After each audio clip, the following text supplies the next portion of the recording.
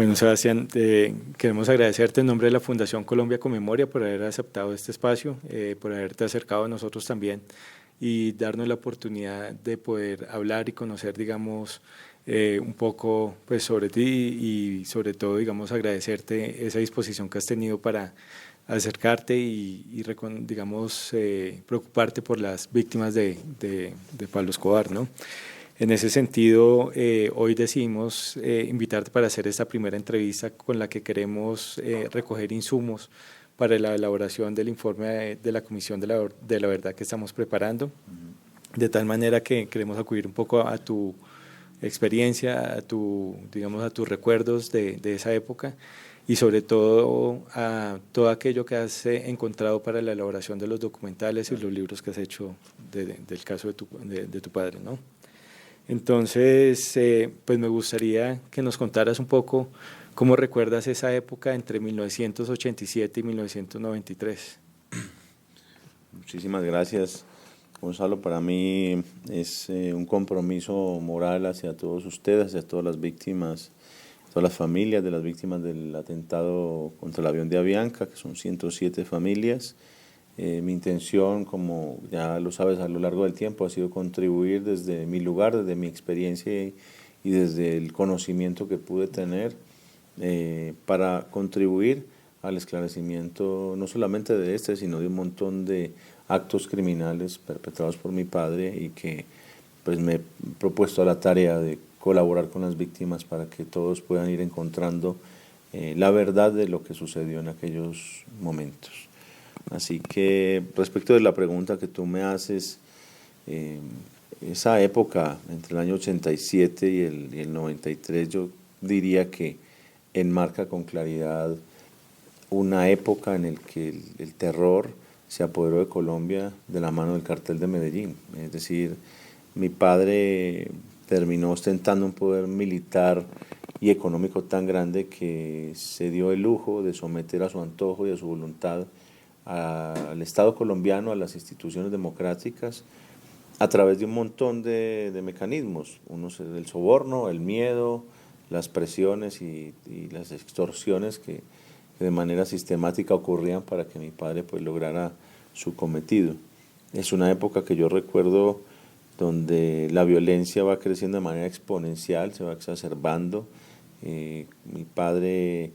entra en el año 88, digamos, en una guerra abierta contra el cartel de Cali, después del 3 de enero del 88, que es donde, Pacho Herrera, siendo el autor intelectual de esa bomba, y en conjunto con el otro grupo de personas que conformaban el cartel de Cali, pues se lleva adelante ese atentado y comienza una guerra sin precedentes entre esas dos facciones, del cartel de Cali y Medellín, donde se comienza a usar el terrorismo como un arma de destrucción para ambos intereses, ¿no? Desde el punto de vista económico. Recuerdo que también el Estado colombiano, frente a ese afán de querer presentarle resultados a la sociedad y ante la imposibilidad de luchar contra un enemigo como mi padre, que en ese momento estaba más organizado, tenía mayor poder económico y militar que el propio Estado colombiano y un control sobre el Estado tremendo desde la corrupción, lo que hacía prácticamente, entre comillas, invencible a la hora a mi padre, a la hora del Estado querer atacarlo y querer de alguna manera generar algún golpe contra su organización criminal. Fue una época, te diría, de hegemonía en la que se hacía lo que el cartel de Medellín dijera en ese momento, ¿no? Es como las memorias que tengo. También tengo una memoria de una guerra de mi padre contra el Estado colombiano muy fuerte, de una declaración abierta y pública también de mi padre, en el que él, pues creo yo que era la primera vez que en la historia de nuestro país un civil le declara la guerra al país, y así con puño y letra lo hizo y con su firma y su huella así lo dejó asentado, con una serie de comunicados que mi padre fue dejando. Entonces siento que esa época fue de las peores épocas que yo tengo recuerdo en Colombia, la cantidad de candidatos a la presidencia que fueron asesinados, la cantidad de bombas que explotaron, periodistas secuestrados y asesinados, transeúntes, víctimas inocentes, de tantos lugares y de tantas ciudades, porque esto ni siquiera una guerra que se llevaba en una ciudad, sino en muchas a la vez. El país estaba sumido en un caos absoluto. Y mi padre era el artífice principal, diría yo, de todo ese caos que vivimos en esa franja de tiempo que, digamos, que se frena temporalmente con su fallecimiento, el 2 de diciembre de 1993.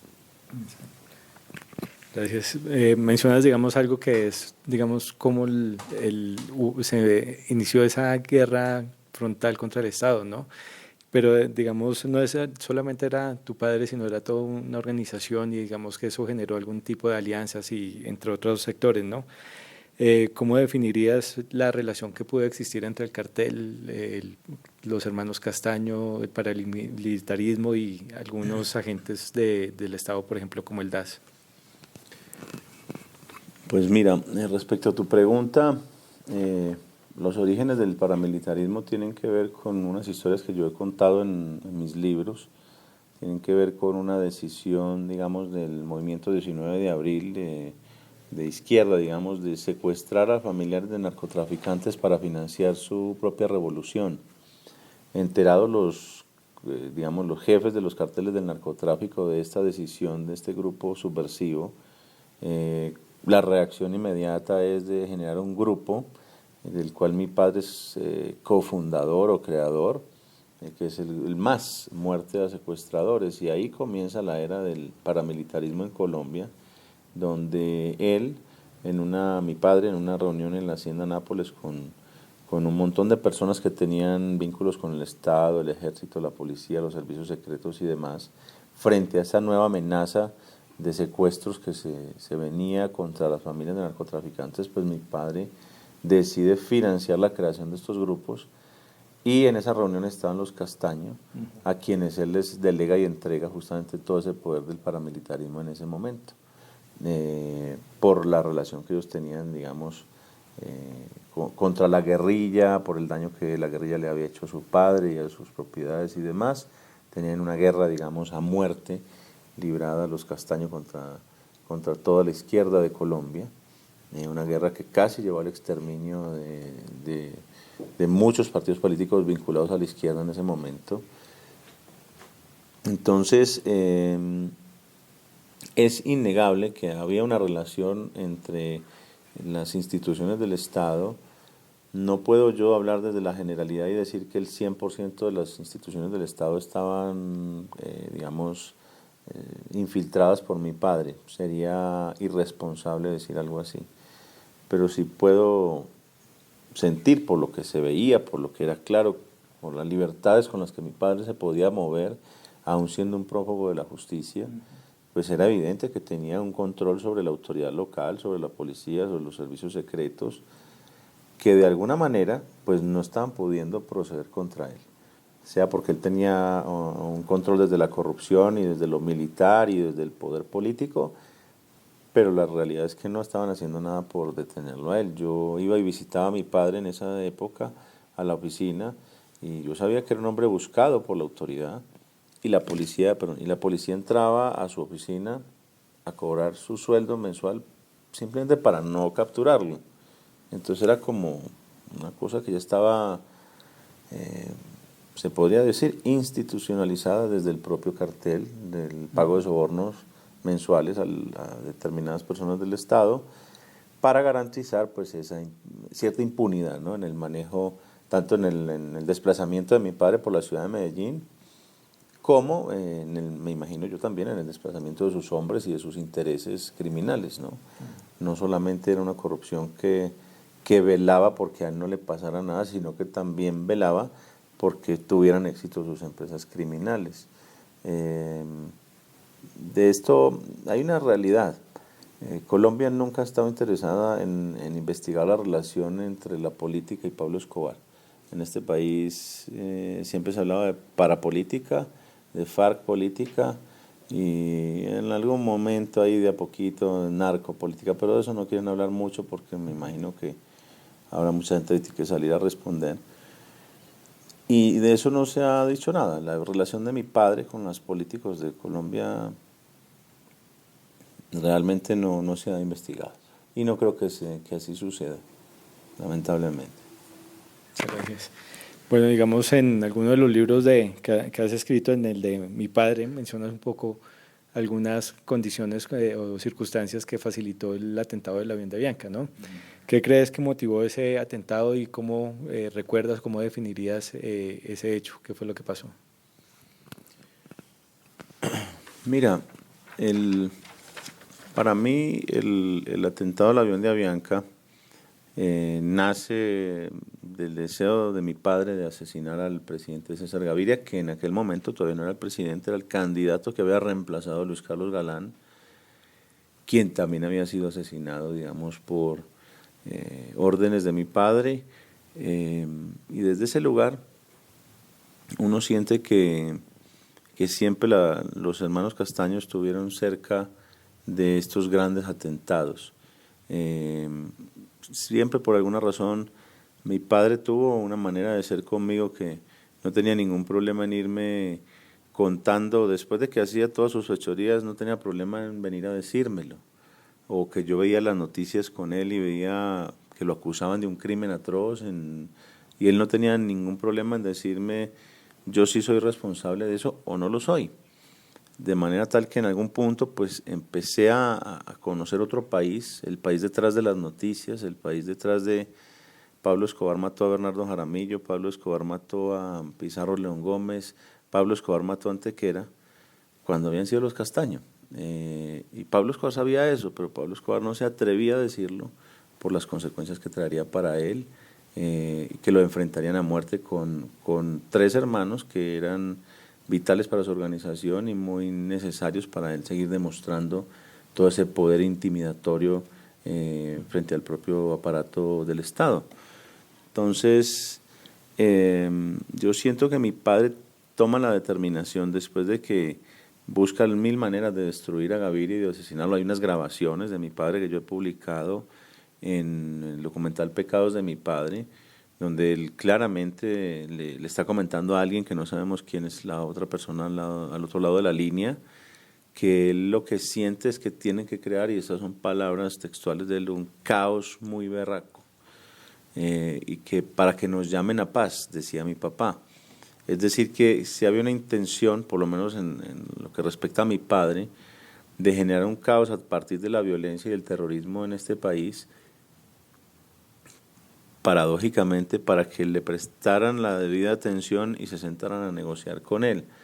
Era como que él intentó negociar muchas veces con el Estado su sometimiento, una entrega a la justicia, devolver laboratorios, entregar bienes para reparar víctimas, pero el Estado nunca tuvo un genuino interés en eso. Y esto ocurrió en Panamá después de la muerte del ministro de Justicia, Rodrigo Lara Bonilla, ordenada por mi padre también, donde mi padre había ofrecido pues el desmantelamiento de toda su organización para entrar en una suerte de proceso de negociación y de paz con el gobierno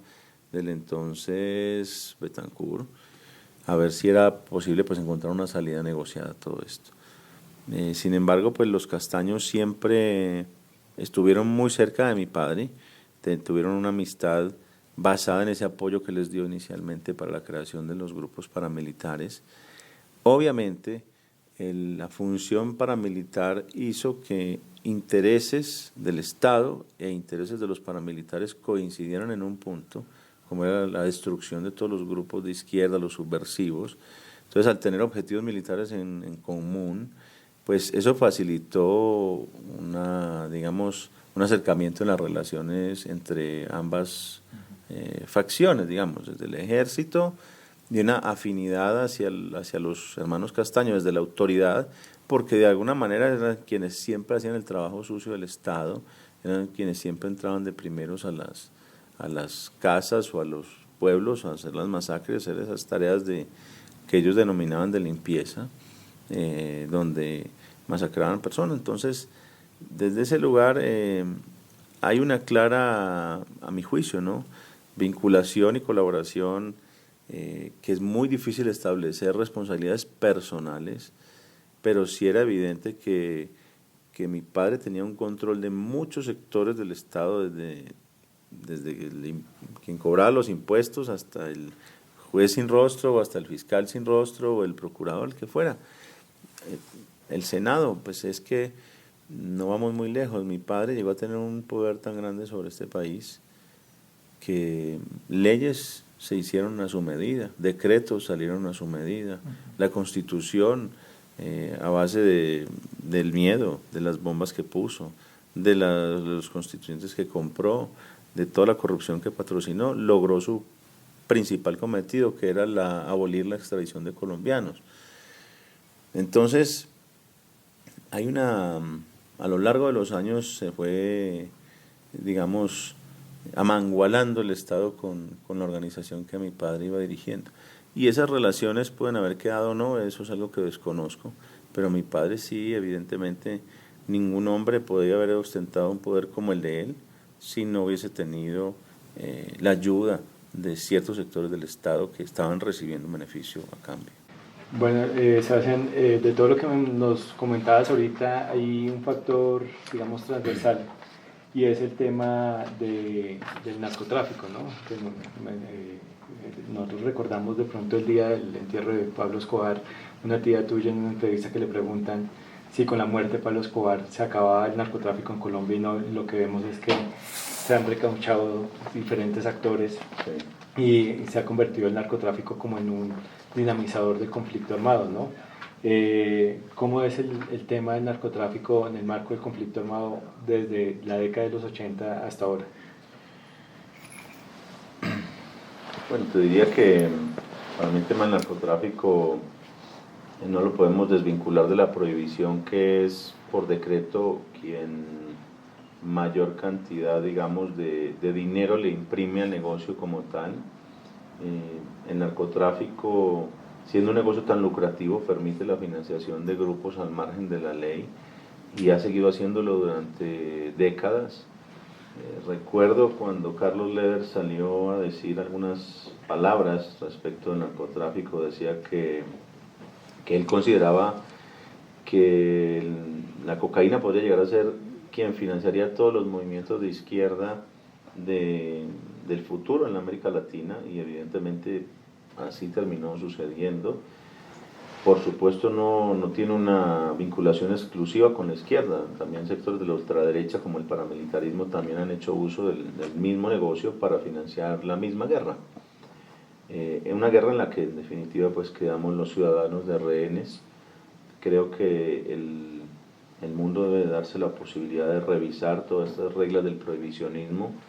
Llevamos 100 años probando esa misma fórmula,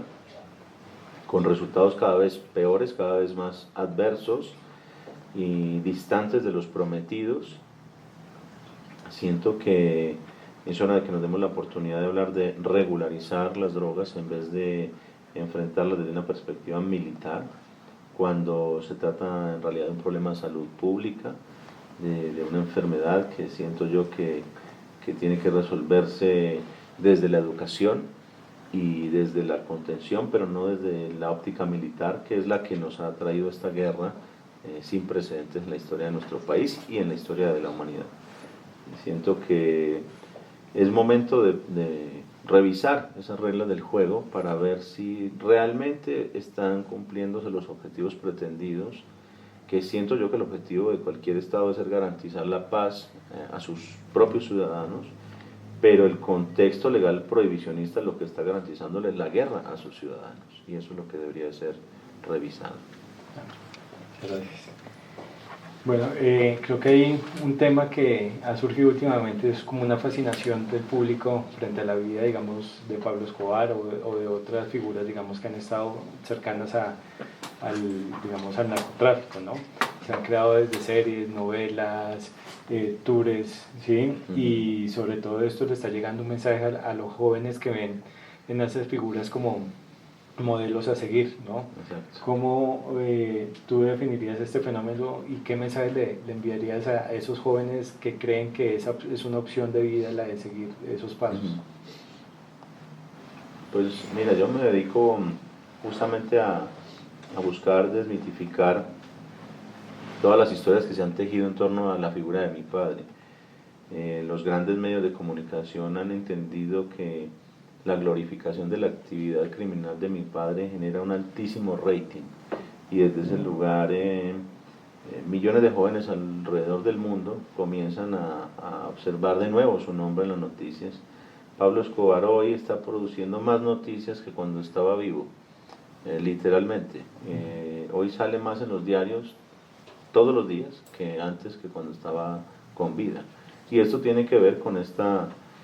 idea de resucitarlo por parte de las plataformas del streaming, que han querido y que han contribuido a la creación de héroes, entre comillas, como mi padre, vendiéndole a los jóvenes una historia glorificada, muy llena de glamour, un glamour que no lo tuvo, más escrita desde un escritorio en Hollywood que desde un campo de batalla aquí en Colombia, como fue que la vivimos la historia, y por supuesto con una serie de elementos que solo contribuyen a la confusión de los jóvenes para pensar que Pablo Escobar es un modelo de éxito que deben de seguir y que deben de imitar. Yo, que hoy tengo alguna presencia en redes sociales y estoy cercano a los 400.000 seguidores, recibo un promedio de unos 2.000 mensajes por día, y tristemente debo decir que la mayoría de esos mensajes tienen relación con estas narcoseries, y muchos dicen: acabo de ver la serie de tu papá y quiero ser igualito a él, porque les gusta el personaje que están viendo ahí, el personaje que les construyeron estos medios de comunicación y estos guionistas, con un sentido, o mejor dicho, sin ningún sentido de la responsabilidad frente al mensaje que le están enviando a la sociedad. Yo he tenido la oportunidad de dar conferencias a jóvenes donde les muestro que aquello que ven en las series no es real, donde les muestro que Pablo Escobar sí la pasaba muy bien en las series, pero en la vida real no la pasaba bien. Solo reía en las series, pero en la vida real no la estaba disfrutando. No se puede considerar como un caso de éxito, pero es de esa manera como se los han querido vender a los jóvenes. Y hoy parecen estos productos de los medios de comunicación más una oda a los propios narcotraficantes que cualquier otra cosa, ¿no? Entonces se genera unas nuevas generaciones que están deseosos de ser como Pablo Escobar. Hay un municipio en México que hizo una encuesta entre 18.000 estudiantes y les preguntó qué querían ser cuando salieran de estudiar, y son preocupantes por las cifras y las respuestas, porque el 70% de estos jóvenes de este municipio mexicano dijo que su sueño era ser sicario o narcotraficante. Ya abandonaron los jóvenes los sueños de ser buenos abogados, buenos médicos o deportistas o astronautas o lo que fuera, pero ya eso se perdió. Ahora los nuevos sueños de los jóvenes es ser el narco de moda, el narco del momento, y esas son las cosas que yo me he propuesto comunicar con responsabilidad, para que aprendamos lo que tenemos que aprender de esta historia, pero no para imitarla, es justamente para no repetirla. Pues muchísimas gracias, Sebastián, por este espacio y por contribuirnos, digamos, con tu experiencia y tu conocimiento sobre este tema, y pues esperamos que de verdad podamos mantener contacto y pues poder trabajar por un país en el cual estas historias no las volvamos a repetir nunca más. Así sea, y mi compromiso hacia ustedes y hacia mi país y hacia mi hijo es por el respeto, por la paz, por la reconciliación y por el perdón, que es posible. Perfecto, muchas gracias. Gracias. Dios bendiga.